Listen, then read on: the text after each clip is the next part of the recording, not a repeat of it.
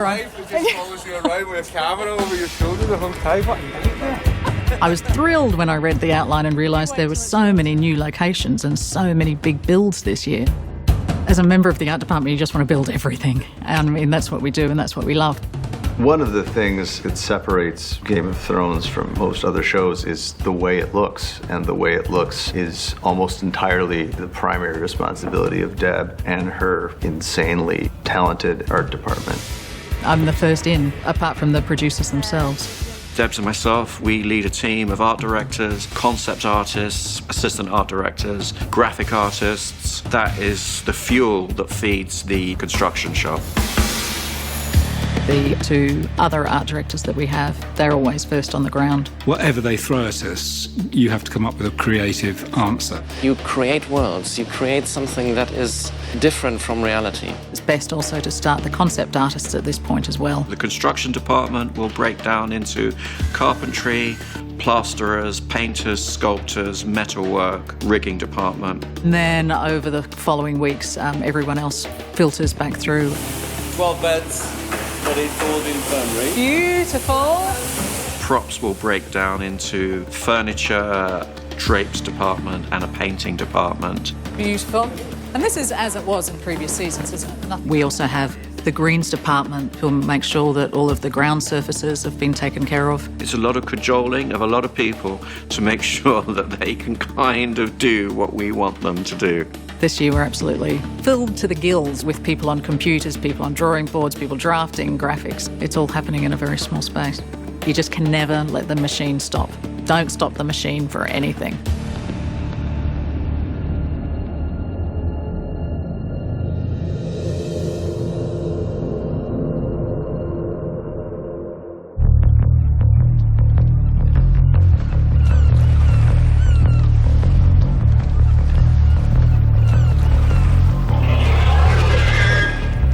Dragonstone is certainly the piece that I'm most proud of. It's probably the most original work that we've managed to achieve on the show so far.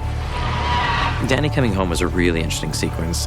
What was really lovely about doing it was that doing it for Game of Thrones and doing a sequence like that, you can really do it properly. Like, you can really take your time with it. You can really give it its due as a real moment.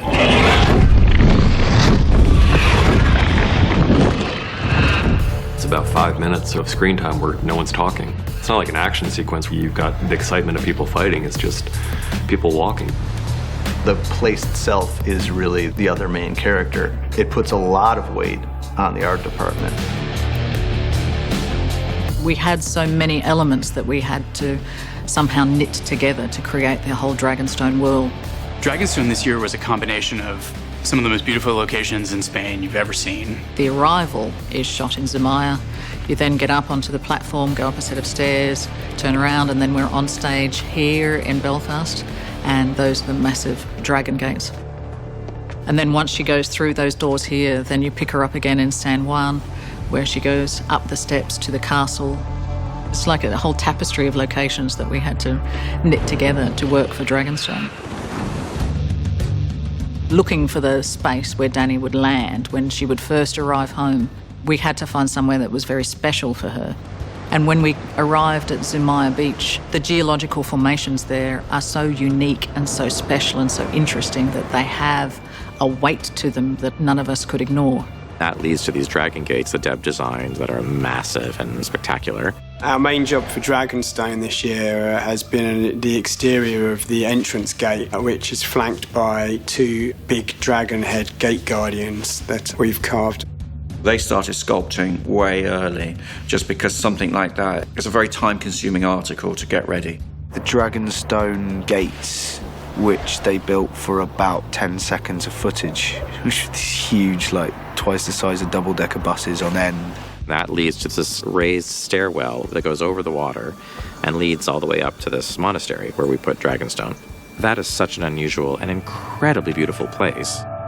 Here we are, we're on Stage B, Titanic Studios, and this is going to become the Dragonstone.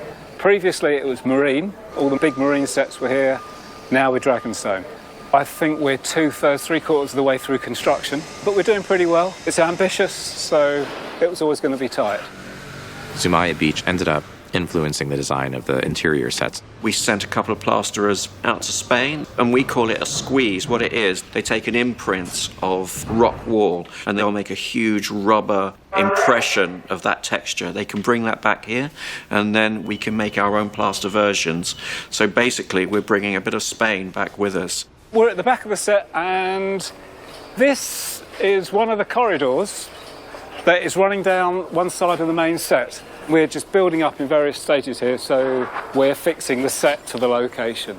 And these corridors are going to be the areas where Daenerys and Tyrion and everyone are going to be walking up and down to get from A to B once they're in the Dragonstone castle. So here we go, we're going down the tunnel, and we're approaching the entrance to the main hall. And we're going to have a beautiful pair of elaborate gates here, push them open, and then bang straight into the main audience chamber of Dragonstone.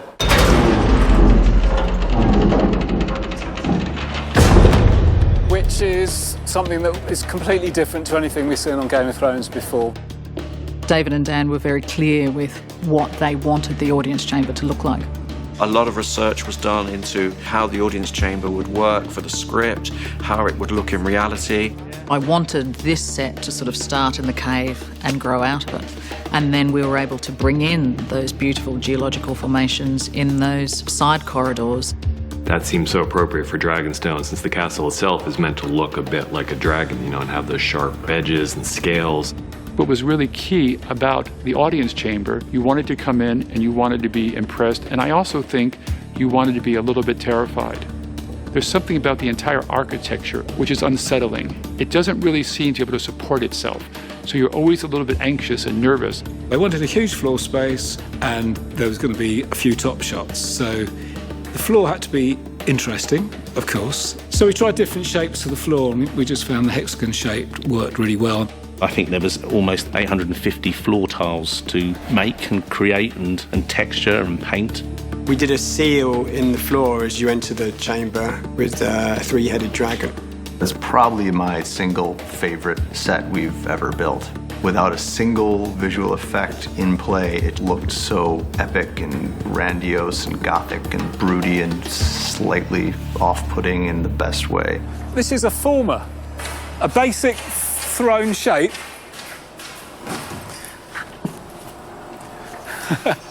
And this afternoon or in the next hour or so, this will go right up here. That will sit right here, dead centre. So Daenerys will be framed with this window. And then behind her, massive great rock formation that goes all the way up into that corner. It's going to be dramatic. Yeah, it's really dramatic. Yeah, the angles are fantastic. The way it was designed, the way the light flows into that room, the throne built out of the rock. It has such a visual impact, that room. I think it's a really special set. By carving the throne into that rockwork itself, I think makes a very strong statement. It's not a piece of movable furniture. It's something that's tied to the building. It's something that the building was actually built around. And that was something that was really exciting to me. I'm just so thankful that I have a throne with armrests. Oh, and a back. It's very exciting. It felt like we were doing something special right from the beginning. So when you watch the crew walk in and when you see their faces, it's enormously satisfying to realise that we got there and it worked.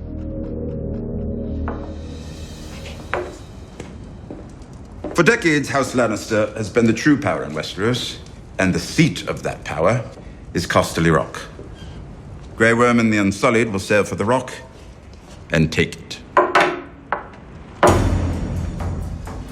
So here we are in the Dragonstone map room. It's slightly changed from the original. A few new improvements. We've made it higher. We've put this header through there so you can shoot up. And we've got a tunnel out the back now so that we've got a direct access out to the castle. There's going to be a lot of dialogue in here this season, so I want it to be lived in. So we've got a fireplace to get a bit of ambient light at night time. But I think the big change is that we designed a new dragon as a sort of logo for the new audience hall. But they liked it so much, they wanted to do the new design on the wall here. So we've taken the old dragon out, and we're now sculpting a new design of a dragon in. Dany has her map table, and that's been established from going way back to season 2. That's Stannis' map table that was originally built by Aegon Targaryen. This season, the map markers were made slightly larger than normal. We had this quite cool idea of thinking about World War II maps and how there was the Air Force and how that you'd often have like planes.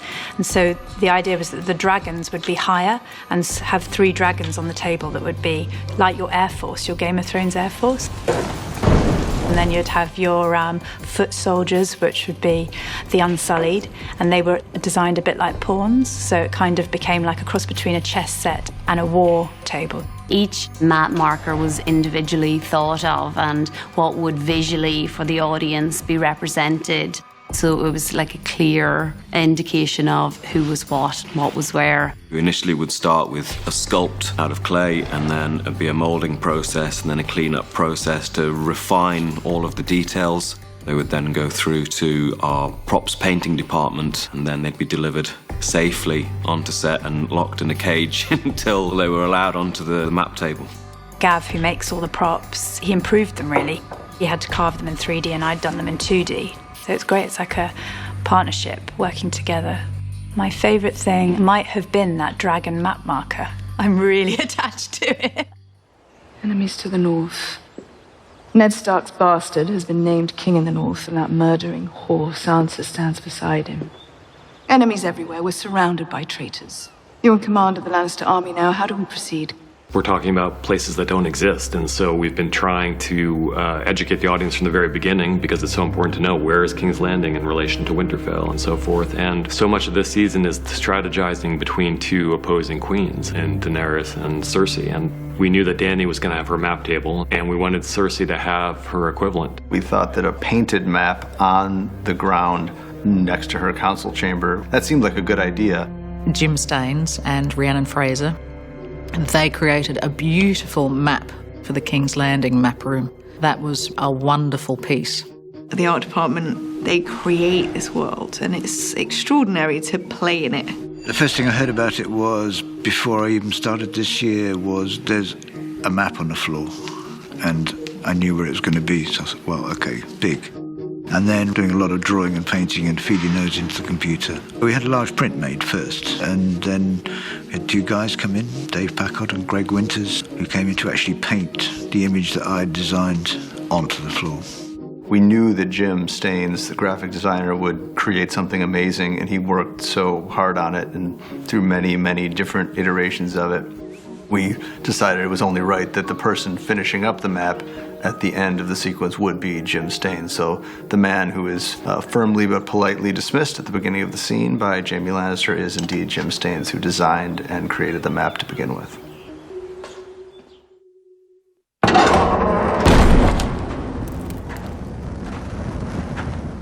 Have you ever been down here, Your Grace? No, I can't say I have. We had this incredible location, the old shipyards in Seville. We created a dragon skull room in the basement of King's Landing. We have to create a feeling that dragon skulls have been stored there, semi-abandoned. It isn't a ritualistic space. The process of creating the dragon skulls was initially receiving a concept which revealed several dragon skulls of different shapes and sizes, all in kind of relic form. It was, wanting them to look as much like real skulls as possible. So there's a lot of research that they did into lizard skulls and dinosaur skulls, trying to get all the bone structure just right. We'll use any artwork that the art department have generated, and we'll use a whole bunch of real-world references as well. For textures, we have a sheep skull to look at how the surface texture looks.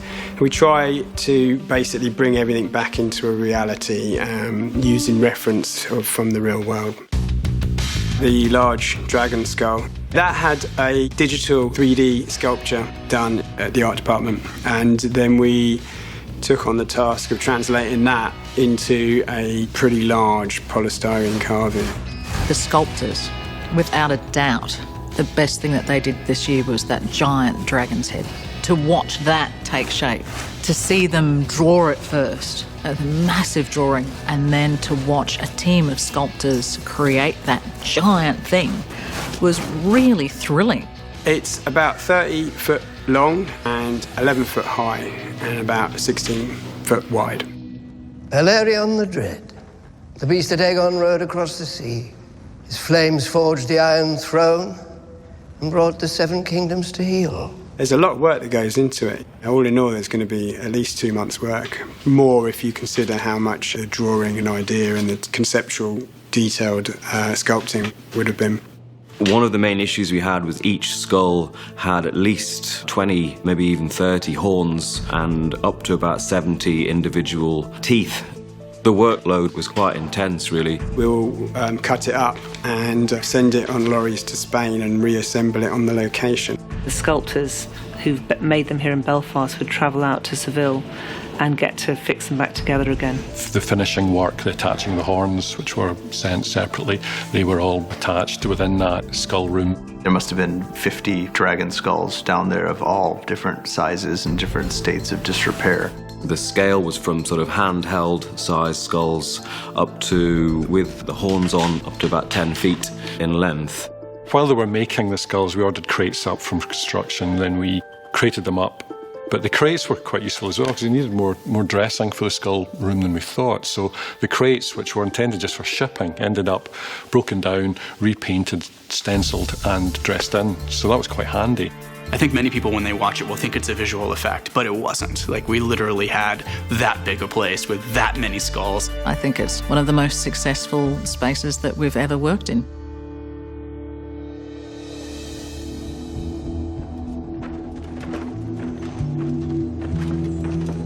One of the biggest sequences in this show to grapple with was the sequence in the Dragon Pit. With the Dragon Pit, basically, it started with the location that they had found, the Italica Colosseum. Italica was a city built, I believe, as of the beginning of the 2nd century. And this amphitheater, I believe, held up to 40,000 people for games. Right now, what we see, the ruins of it, I think they're more or less 25% of what it used to be. It's not often you would ever get permission to shoot somewhere where the Romans built that still has Roman concrete. It's unbelievable. The fact that they've managed to find it, get access to it, and then dress it in a way that serves the story, it's remarkable. When you read the scene, you try and imagine a place for it, and then you see the photos of the location, you think, gosh, this place exists. It really felt like dragons had been there. We had a lot to work with. We were really adding in small sections of construction to tell our story that it was an abandoned space and that it had served a different purpose in the past. We built a platform and a podium for this very powerful scene that was going to take place there. We were very much involved in the canopies and then the choice of fabric that we used. Because it was King's Landing, we wanted to use the deep burgundy red of the Lannisters. So we created 3 different platforms, and then the hero platform had a fabulous damask pattern and had more detailing on the columns. The chairs that Cersei actually sat on were like lovely leather embossed chairs with arms that had a bit more stature.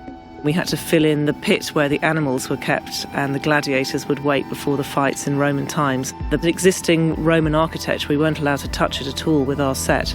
So logistically, building a structure on top of that, it took quite a lot of time, and it was very closely supervised by archaeologists that worked at the site. What I loved about the space and what I fought really hard for was to be able to have the hound with the white come up from below. Cersei enters at ground level and Dany enters on her dragon from above, so that you understand the way the space works very clearly. When she arrives on that dragon, I mean, that's an amazing moment in the history of the show. That needed, the appropriate sort of space for that to happen.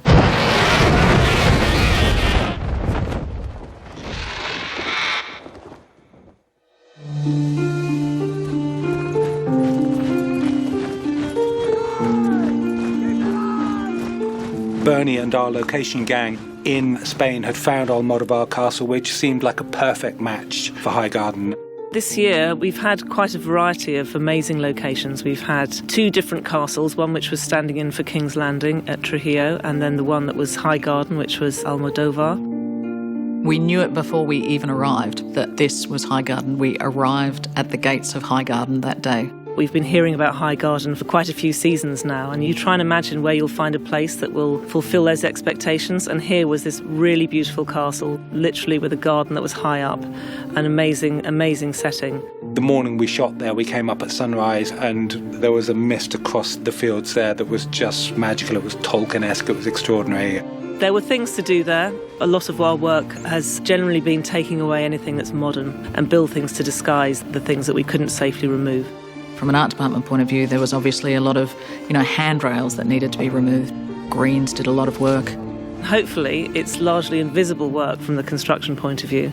And then the set dressing, adding in all of the chests and the gold, telling the story that way. A lot of things that went into that location. You have the big courtyard scene where you see the Lannisters going through and looting the place. And so we had some bullion that was made here by our modelling department with the Tyrell roses on them. Manufacturing the ingots individually was a process in itself, and then obviously getting those gold plated was quite labour intensive. We wanted to establish a certain amount of wealth that they had, that there was obviously something that Jaime would be interested in, that the Lannisters would be removing and taking for themselves. So when you see that wagon train heading out of there, you know that they've completely cleaned the place out. The chamber where Jaime finds Olenna waiting for him, that was built in Belfast. There wasn't a room that was big enough to be shot in, that had enough sort of crew access, that allowed the camera the space that we needed there on location.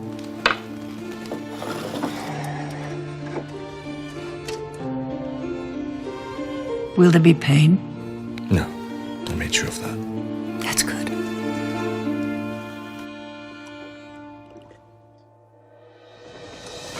My name is Samuel Tarley, sworn brother of the Night's Watch, training to serve as maester at Castle Black. I knew your father. I was with him when he died. You're not dying today, Sir Jorah. Not many things can really get hired anymore from prop stores for this show. Everything's kind of designed very bespoke, whether it be a surgical instrument or a piece of furniture.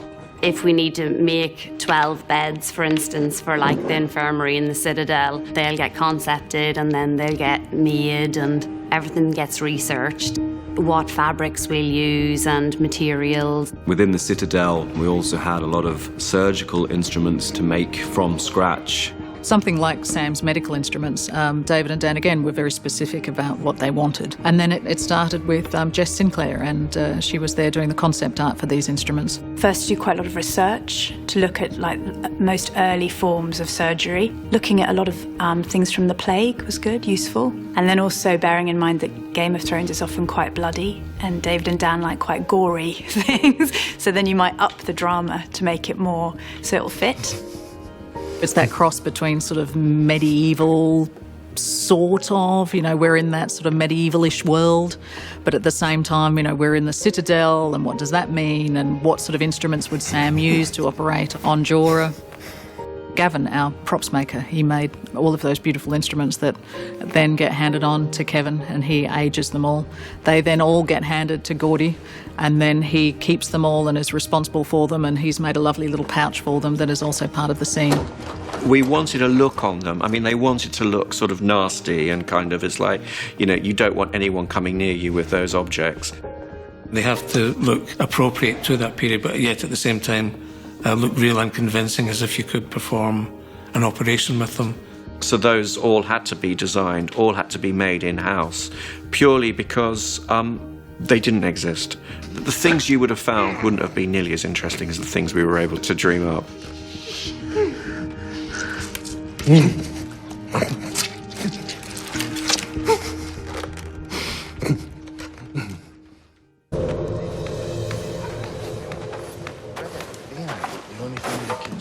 Hey, up. Where are you going? In there. I live here. Fuck off. I'm Arya Stark. This is my home.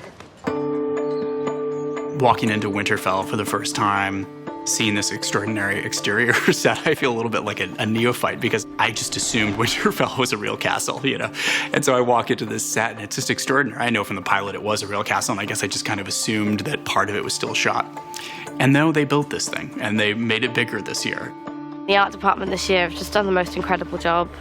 The Winterfell set that I'm in at the moment is just completely built from scaffolding. Every year, we get to see a little bit more because we add on courtyards, and we add on catwalks, and we add on interior spaces that give you a sense of what's going on inside these keeps with the corridors and the hallways and the different rooms of the castle. This is Winterfell Gate. That's the front entrance to Winterfell. As you can see, there's quite a bit of damage that has occurred over the past winter. These sets were not designed initially to last 7 seasons.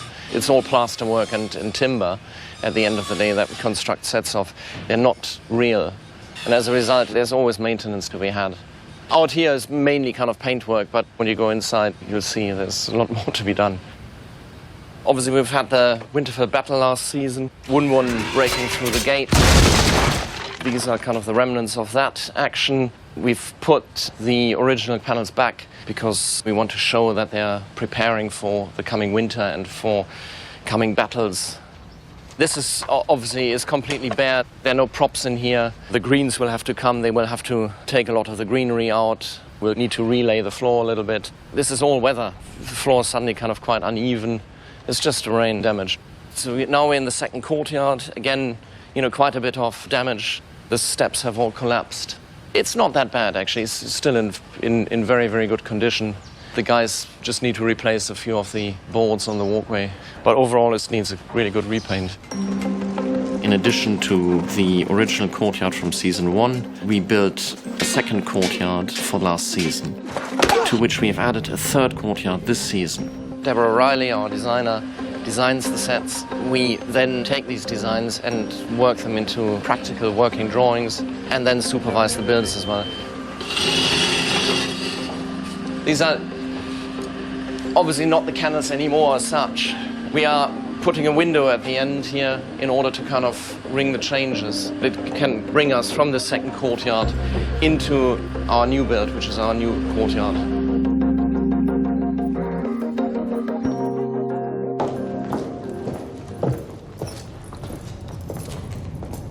These are Mother and Father's chambers.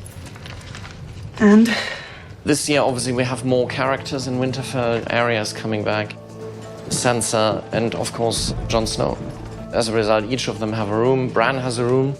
Suddenly, instead of having 2 rooms, you need 4.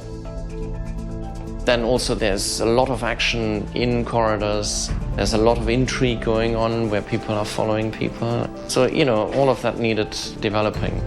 This is Jon Snow's room, which used to be Ramsay's room. We've kind of rebuilt this slightly. There's a window here now. We've changed things around. We've changed the fireplace just to kind of do this a little bit differently. As you kind of find your way through, you'll find your way into Sansa's room, and from there, kind of all the other rooms as well. So this is Sansa's room here. Everywhere still some construction to be done. The fireplace is still being built. There are certain things that can probably kind of do with a little bit more. This hasn't been finished yet. Whilst this has, they started taking this down, aging this. What's that? Maester Welkin built it for me, so I can move around more easily. It's a very good idea. I have designed a lot of stuff for Bran Stark. He doesn't know it, but I'm his personal transport designer. There was a lot of opinions on how it should look and how it should feel, and the concept artist went through numerous designs before that was actually approved for us to then make. Now he's the three-eyed raven. He has quite an austere character, so you had to not design any decoration on it, and it had to be the Winterfell colours, quite pared down, and then using the wood and the leather, keeping it really simple, so it reflected his character. It has to be practical, but it has to look period, so that the trick is to kind of disguise the mechanics of it at times. Once it was done, everybody was happy with it, and it was comfortable also for the actor and was able to function properly. The North needs to band together. The Winterfell fire backplate, it's the second one we've made over the last 2 years. If it was something that you could just have hanging at the back of a set, there wouldn't be that much of a problem, but because you want to light a real fire in front of it, we have to use special fire retardant materials. We then have to generate a huge mould, which is very expensive, very labour intensive. A prop like that is something that doesn't really get much camera time, but it's just all part of the process. One of the great things about having a show that's gone on for many years, for all the departments, there's a degree of accretion where you just keep adding layer and layer and layer, and things become more rich and complicated and lived in. And that all adds to the realism of the world. They have done such an extraordinary job. All of these sets are bigger than you can imagine and more detailed than you can really even experience frame by frame in a show. It's quite an adventure.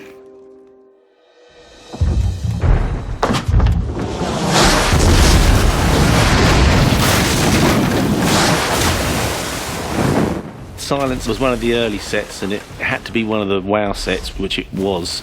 We had to create that really actually in about 7 weeks. Because we didn't have a lot of time, everything just had to go perfect on that.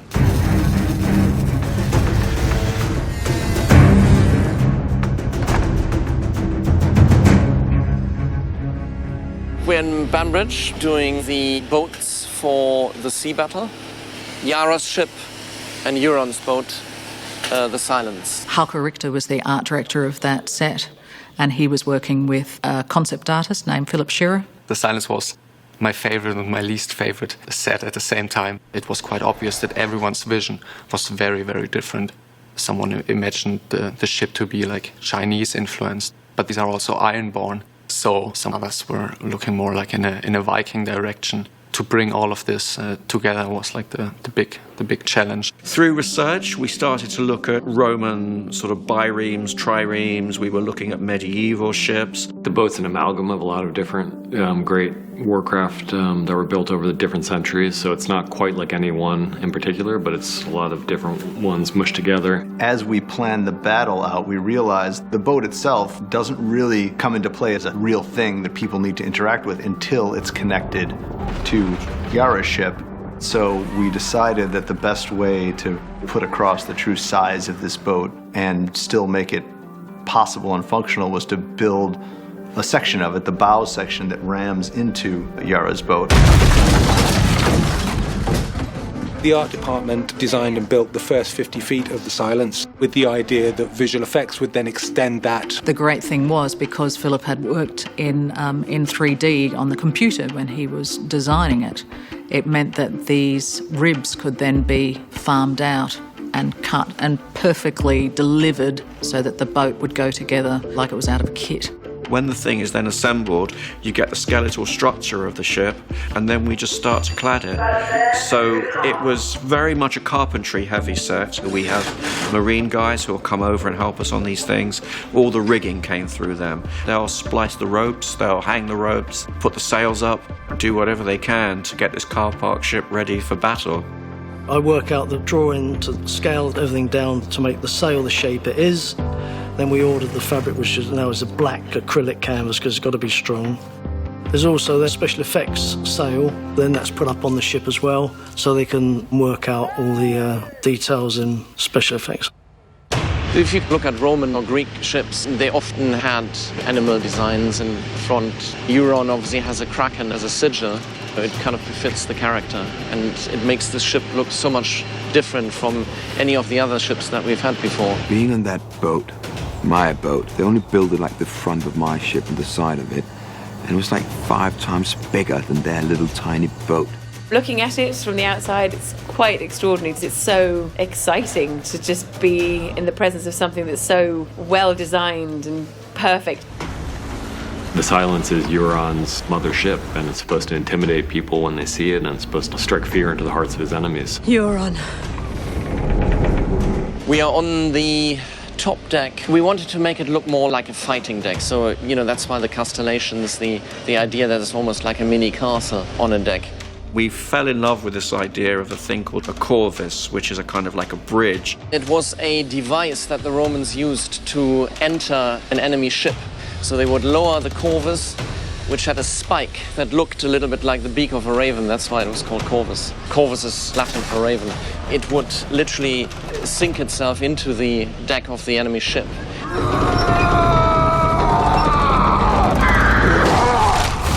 And the guys come streaming down and then run onto the ships to murder everybody. We was such a great, humongous, mean-looking thing. So it just seemed like the personality match with Pilu's rendition of Euron. It is quite clearly a warship. It doesn't transport people. It transports death and destruction.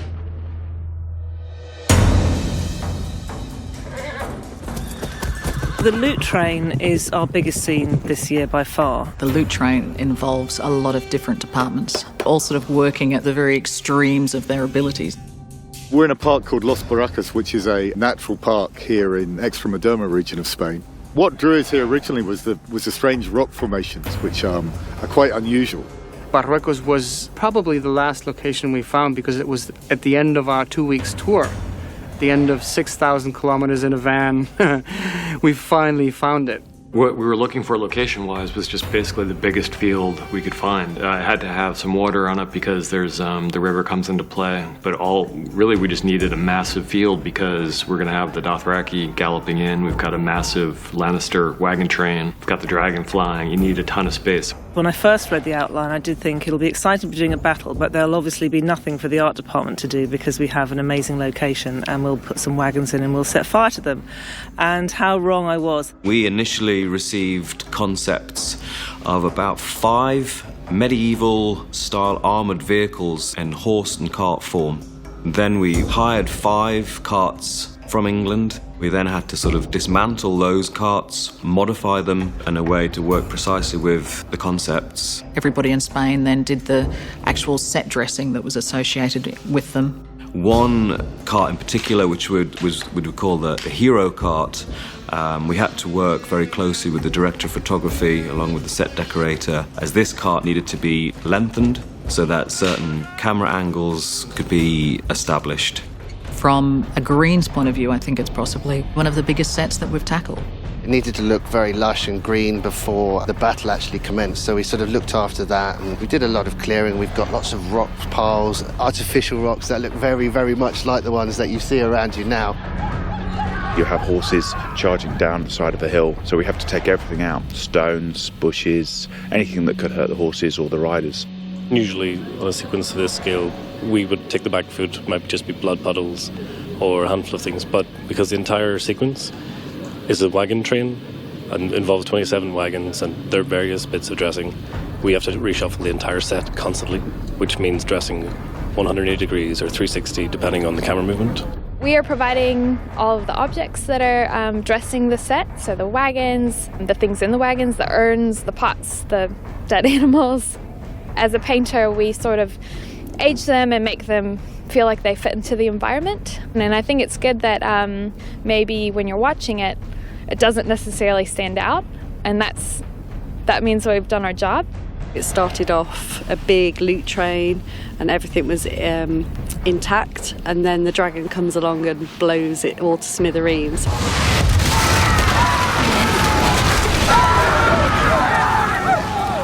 There's different stages throughout the 3 weeks that we're shooting, so we have a whole team of dressers that come and do the changes. As this set's sort of gone further and further into the battle, and dragons have been and fires happen, and now what we're doing is we're making it look very charred and burnt, and lots of sort of crispy critters hiding everywhere. There's a lot of continuity to make sure that we're in the right space, in the right part of the process, reflecting the right amount of burn, the right amount of damage. How you keep that going takes an awful lot of effort. We have an eco-friendly dye which dyes things black to make it look very charred and burnt, and we're using several forms of ash as well to dress in and make it all look authentic, along with charcoal and stuff like that. It's a big special effects bonanza. Everything that we provide will then have to be burnt over a matter of 3 weeks. So we're building carriages, we're building wagons, knowing that everything is going to end up as ash by the end of it. This is going to be crazy. It's a big battle. There's lots going on. We've got crew doing lots of different things here. There's hundreds of extras and horses and fire. I knew it was going to be crazy and fun too.